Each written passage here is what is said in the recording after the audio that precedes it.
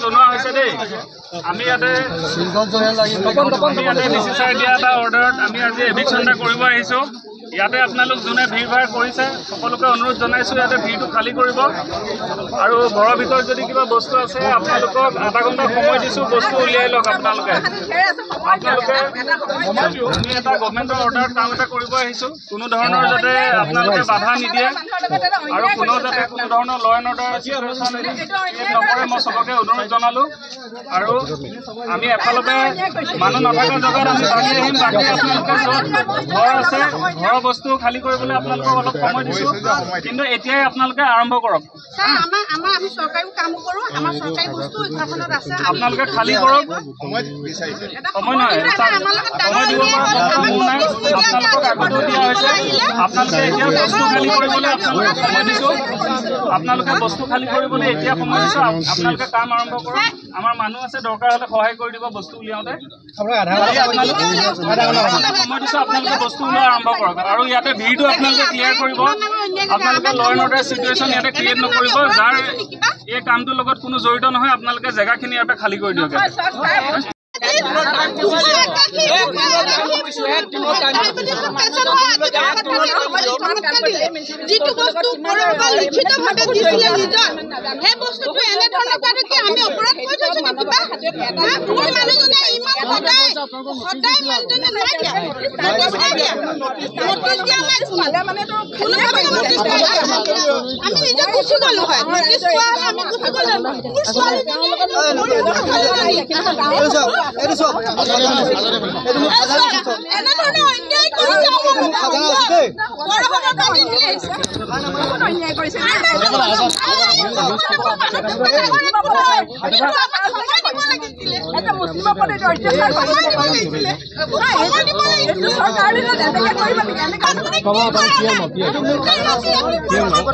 মানুহ খাজানা নাই মই খাজানা আছো পলবদা আছে তেওঁ কৈছে এইটো যদি ভুৱা মই ইয়াৰ পৰা জেল খাম এইটো আপত্তি দিম এইটো ভুৱা বুলি কৈছে একদম ডাইৰেক্ট ইণ্ডিকেশ্যন লগাইছে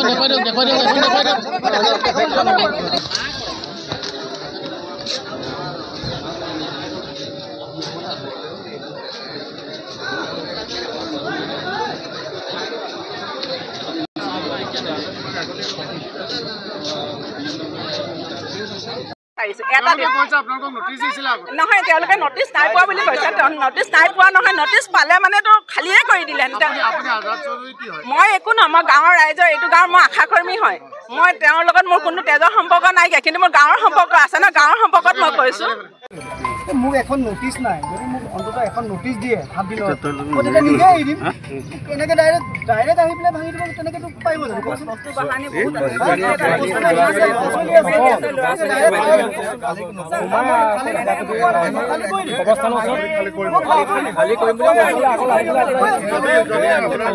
মই বিচাৰিছো মোক এসপ্তাহ টাইম এটা দিয়ক এসপ্তাহ আৰু এটা কথা নহয় তিনিখন নটিচ দিয়াৰ কথা কৈছে কিন্তু তেওঁলোকে মোক এটা নটিচ দিয়া নাই যেতিয়া নটিচ দিলে তাৰপিছত মই এপ্লাই কৰিলোঁ এপ্লাই কৰাৰ পিছত মোক দেখোন লিজতে দি দিলে তেওঁলোকে কৈছে তিনিখন নটিচ নাই দিয়া পৱন বৰদলৈৰ দিনত 2018 চনত দিছে লিজত দিছে মই পইচাও দি আছোঁ এতিয়া মোক এইটো চাওক এইটো 10 বছৰ কাৰণে দিছে কিমান বছৰ মই এতিয়া 18 চনৰ পৰা 2028 চনতহে হ'ব মোৰ 10 বছৰটো মোৰতো লিজ এগ্ৰিমেণ্টটো কেঞ্চেলো কৰিব লাগিব তেওঁলোকে এতিয়া বৰ্ডত পৌৰসভাত মিটিং হৈ আছে তেওঁলোকক মই সুধিলোঁ মিটিংটো কি বোলে নহয় অকল তোমাৰ নহয় বৰ্ডৰ মিটিঙত আপোনালোকে সুধিব পাৰে যিমান এনেকৈ মাতি আছে আমি চবকে নটিচ দিম লিজ কেঞ্চেল কৰিম মই ভাল পাইছিলোঁ মই বোলো ঠিক আছে চবেই যদি কৈছে মোৰ সহযোগ কৰিম আৰু মই আগতো কৈছোঁ টিভিত মই সহযোগ কৰিম বুলিয়ে কৈছোঁ আপুনি প্ৰকৃতাৰ্থত দখল কৰি আছে নে আপুনি লিগেলি আছে মই লিগেলি আছোঁ মই চব দখল কৰি থকাইলে মোৰ ওচৰত একো কাগজ নাথাকিলে হয় কিন্তু মই লিগেলি আছোঁ মই পইচা দি আছোঁ সম্পূৰ্ণ পইচা দি আছোঁ গতিকে মই কেনেকৈ ইলিগেল মই ইয়েৰলি দিওঁ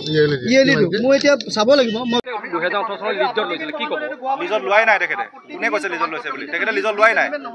নো ৰেকৰ্ড। তেখেতে লিজত লোৱা হ'লে আমি আজি তেখেতৰ মাটিটো এভিকশ্যন কৰিবলৈ আহিব নোৱাৰোঁ। আমি কোৰ্ট আছে, আমাৰ পুলিচ থানা আছে, সকলোৱে ব্যৱস্থা ল'লেহেঁতেন। আমি তেখেতৰ লিজেই নাই। তেখেতে ক'লে নহ'ব নহয়। তেখেতে এজন পাৰ্চনে এইটো কথা কৈ থাকিলে হ'ব নেকি? তেখেতে এই অঞ্চলটো ছ'চাইটিৰ কথা কৈছে। এই অঞ্চলৰ ছ'চাইটি কাৰো লগত আমাৰ একো আপত্তি নাই। তেখেতৰ 14 লোচা মাটিটোৰ লগত আমাৰ আপত্তি আছে। 14 লোচা মাটিটো খালী কৰিবলৈ 2বাৰ নটিচ দিয়া হৈছে, 3বাৰ ইভেন। আদিত্য বিক্ৰম চাই নটিচ দিছিলে, মিউনিচিপালিটি বা 2বাৰ দিছে, তেখেতে নামানে অৰ্ডাৰ। চ' নমনাৰ কাৰণে আমি ফ'ৰ্চফুলি আহিবলগীয়া হৈছে। নহ'লে আমি মানৱীয়তাৰ কথাটো আমি আলোচনা কৰি ব্যৱস্থা ল'লোহেঁতেন। কিন্তু তেখেতক 20 চনৰ পৰা আজি 25 চনলৈকে তেখেতে এভিকশ্যনটো হেৰি কৰি দিয়া নাই, আমাক উচ্ছেদটো খালী কৰি দিয়া নাই। আৰু কোনখন লিজ এগ্ৰিমেণ্টৰ কথা কৈ তেখেতে বাধা দিছে আমাক? লিজ এগ্ৰিমেণ্ট নাছিলেই। আজি বৰ্ডৰ আমাৰ সিদ্ধান্ত হৈছে, বৰ্ডে সৰ্বসন্মতিক্ৰমে কৈছে লিজ নাছিলে, আৰু যদিও আছিলে তেখেতৰ কিবা আমি আজি কেঞ্চেল কৰিছোঁ। 2018 চনত যিখন কৈছিল সেইটো কি আছিল? প্ৰচিডিংহে কৰিছিলে এখন। প্ৰচিডিংটো এফেক্ট নহ'লে। ৱাৰ্ড কমিছনৰ তাত চহী আছিলে বুলি চহী আছে, কিন্তু প্ৰচিডিংখন আপুনি চাওক, এখন লিজ এগ্ৰিমেণ্ট কৰিব লাগিব। আৰু 63 একৰ্ডিং টু 63 আমাৰ মিউনিচিপেল এক্ট মতে আমি ডাইৰেক্টৰেট অফ মিউনিচিপেল এডমিনিষ্ট্ৰেশ্যনক জনাব লাগিব। এইবিলাক নিয়ম ফ'ল'ই হোৱা নাই। গতিকে কেনেকৈ হ'ল এইটো আইনগত কথা? তেখেতে যিটো কৈ আছে, তেখেতে এই মাটিটো কি নিজে কব্জা কৰিবলৈ বিচাৰিছে নেকি? এনেকুৱা ভাৱত কৈ আছে। আমি মিউনিচিপেল এডমিনিষ্ট্ৰেশ্যনৰ পৰা আমি এপ্ৰুভেল ল'ব লাগে, ষ্টেট গভৰ্ণমেণ্টৰ পৰা আমি এপ্ৰুভেল ল'ব লাগে according to 63 rule municipal act মতে। তাত কোনো এপ্ৰুভেল আমাৰ লোৱা এতিয়ালৈকে মই পোৱা নাই। আৰু বাকীখিনি জমিন য'ত য'ত আছে আমি চব সেইখিনি ইনকুৱাৰী কৰিব দিছোঁ। ষ্টেপ বাই ষ্টেপ আমাৰ এতিয়া চাওক, মিউনিচিপালিটি এটা এস্পিৰেশ্যনেল টয়লেট বহাবলৈ জেগা নাইকিয়া হৈ গৈছে। যোৰহাটৰ নিচিনা টাউনত যদি আমি জেগাখিনি ঘূৰাই নাপাওঁ, গতিকে আমাৰ ৰাইজৰে অসুবিধা হয়, কমন পাব্লিকৰ। এতিয়া আপোনালোকে চাইছে, ইয়াত কমন পাব্লিকৰ কোনো পৰিচানি হোৱা নাই। আমি জাষ্ট আহিছোঁ তেখেতৰ যিটো ডিছপিউটেড লেণ্ড, আৰু আমি এনেকুৱা নহয় যে তেখেতক ইমিডিয়েট কিবা এটা অৰ্ডাৰ কৰিছোঁ। ইতিমধ্যে তেখেতে 3খন নটিচ ছাৰ্ভ কৰা হৈছে, তাৰপিছতো তেখেতে আজিলৈকে গা লৰা নাই। উল্টাই আমাক মানে এনেকুৱা কৰিবলৈ বিচাৰে। আদিত্য বিক্ৰম যাদৱে এখন নটিচ 2016ত এখন কৰিছিলে, তাৰপিছত তেখেতে লিজৰ কাৰণে আবেদন কৰিছে। কিন্তু লিজ মতে তেখেতৰ কোনো এগ্ৰিমেণ্ট কপিয়েই নাই। আৰু যিখন তেখেতে দেখাই আছে যে ইয়াত এটা কথা, এখেতক আপোনাৰ কাগজখন মোক দিয়কচোন, তাতে লিখাই আছে এটা কথা, চাওক আপুনি, যদিও হোৱা নাছিলে। এইখনত কি লিখা আছে চাওক, এখেতে যিখন কৈ আছে, ইয়াত এটা চৰ্ত লিখা আছে যে যেতিয়া দৰকাৰ হয় উক্ত জমিত কোনো ধৰণৰ স্থায়ী অস্থায়ী নিৰ্মাণ কৰিব নোৱাৰিব। এইটো কি বনালে তেখেতে এইটো? আৰু ইয়াত লিখা আছে কি যে, ইয়াত লিখা আছে এটা কথা যে এই চৰকাৰ অথবা পৌৰসভাৰ আৱশ্যক হ'লে এই জমি চমজাই দিব লাগিব। তেখেতক আমি 20 চনৰ পৰা নটিচ দি আছোঁ, কিয় চমজাই দিয়া নাই? আছে মোৰ লগত। আপুনি যেনেকৈ ডকুমেণ্ট দেখাইছে, মোৰ লগতো ফাইল ভৰি আছে, আমাৰ লগতো ফাইল ভৰি আছে। এইটো কি লিখা আছে? বেদখলকাৰী জৰিমনা বুলি লিখা আছে। আৰু এটা কথা কয়, মিউনিচিপালিটিৰ 19জন ৱাৰ্ড কমিছনৰ সহযোগিতা কৰি পেলাই তেওঁলোকে এটা লিজত দিছিলে, সেইটো কিয় দিলে? এতিয়া আমাৰ সেইটো ফেক নেকি? সেইটো লিজত দিয়াটো তেখেতৰ এগ্ৰিমেণ্ট এটাও নাই। কিন্তু মোৰতো কাগজ আছে, বৰ্ডৰ এটা সিদ্ধান্ত মোৰ আপত্তিবিহীন প্ৰমাণ পত্ৰ আছে, মোৰ চব দিছোঁ মই। আপুনি ৰ'ব, তেখেতক মই উত্তৰটো দি আছোঁ। তেখেতে নহয় ছাৰ, মোৰ বস্তু যাব, মোক উত্তৰটো দিয়ক আপুনি।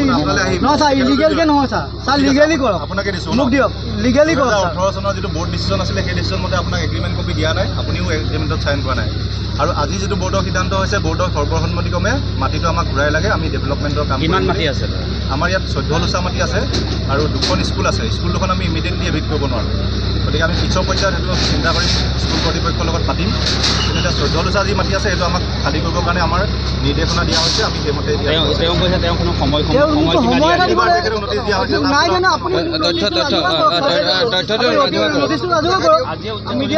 দেখাই আছোঁ ৰিচিপ্ট থাকিব নহয়, ৰিচিপ্ট কৰা থাকিব নহয়।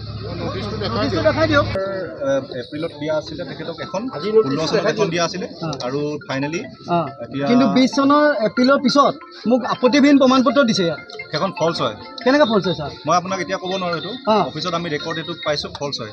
ফল্ছ হয়? হয় ছাৰ, ফল্ছ হ'লে মোক কেনেকৈ দিলে তেতিয়াহ'লে? দিছে আপোনাৰ তাত টেম্পাৰিং কৰিছে, বগা মাৰি থোৱা আছে এখনত, কোনত যিখন নটিচ দিয়া আছে। আৰু তাত লিখাই আছে, যদিও দিছে যে বিনা চৰ্তে আমি সেই মাটিটো যেতিয়া দৰকাৰ আমি সিহঁতে বিনা চৰ্তে দিম বুলিয়ে কৈছে, কিন্তু এনেকা বিনা চৰ্তে দিম বুলি কৈছে, সাংবাদিকৰ ওচৰতে কৈছে। নটিচ এখন দিব লাগিব নাই? এতিয়া আমি নাজানো, এতিয়া যে ভাঙিব, আপুনি মোক এসপ্তাহ টাইম দিবলৈ নটিচ এখন দিব লাগে নাই বাৰু? আপুনি কওক, আপোনাৰ এটা আপুনি মানৱতাৰ খাতিৰত কওক। এখন লাষ্ট এখন দিয়ক, আমাৰ মিডিয়াৰ তিনিখনে দেখাই দিয়ক, তিনিখনে দেখাওক। ৰ'ব, আপোনালোকে স্থানীয় যুৱক, আমিও গম পাইছোঁ। আমি আগতে তেখেতক নটিচ, আইনমতে আমি আইন বিৰুদ্ধ কাম কৰা নাই, তেখেতক আগত নটিচ দিয়া আছে, মই নটিচ দেখুৱাই দিছোঁ।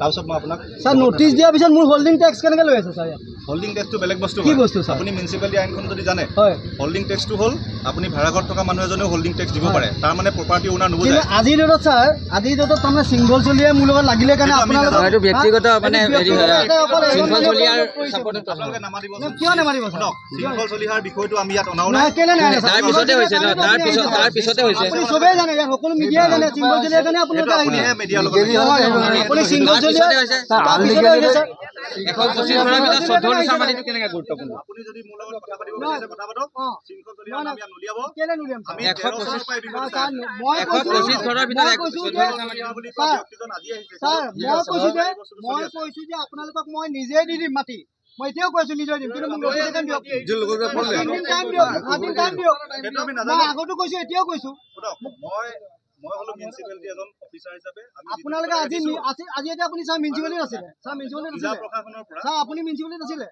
এইটো পৌৰসভা লেণ্ড হয় পৌৰসভা ৰিজাৰ্ভ লেণ্ড হয় পৌৰসভাই যিটো সিদ্ধান্ত ল'ব সেইটোৱে সিদ্ধান্ত হয় পৌৰসভাত এতিয়ালৈকে মিটিং চলি আছে পৌৰসভাত স্যাৰ এতিয়ালৈকে মোৰ কথাত উত্তৰ দিয়ক স্যাৰ পৌৰসভাত এতিয়াও মিটিং চলি আছে আপুনি যিটো কথা কৈ লাগিব নাই কোৱা মিটিঙৰ লগত আমাৰ কথা নাই কেলে নাই স্যাৰ আপুনি পৌৰসভা এক্সিকিউটিভ অফিচাৰ পৌৰসভা মাটিটো পৌৰসভা মিটিঙত এবাৰ কয় পৌৰসভাৰ এবাৰ আপুনি কি কথা কৈছে পৌৰসভাৰ মিটিং 3/6/2025 মতে কি লিখিছে